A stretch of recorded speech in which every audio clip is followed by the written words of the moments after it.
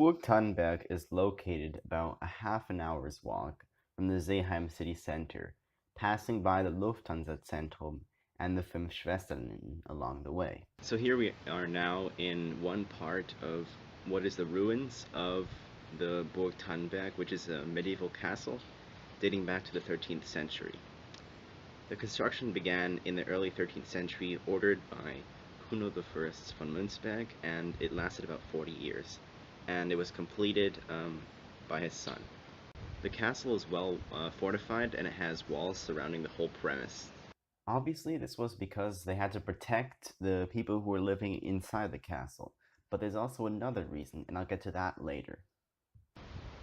The castle was built in a very strategic location, being on top of a hill and boasting views of the entire Rhine Valley, seeing it all the way to Frankfurt on one end and seeing all the way to Heidelberg.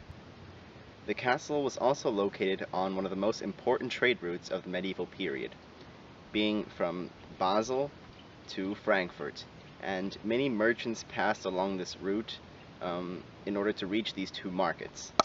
And because of this, people living in the castle used to rob the rich merchants who were traveling from one city to the other, and they would take their goods, and in the mid-14th century they started storing these valuable possessions in this castle. And when the nearby king Wenzel found out about this, he ordered for the occupation of the castle to end, and consequently the castle was destroyed in the late 14th century. After its destruction in the late 14th century, the site was abandoned for many hundreds of years, until the year 1850, in which the Grand Duke Ludwig III ordered for excavations to be made.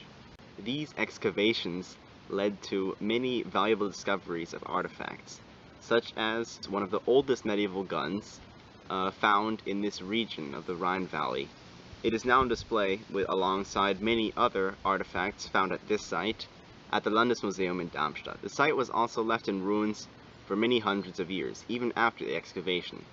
It was only in 1970 that the first restorations began, and the most recent one was in 2017.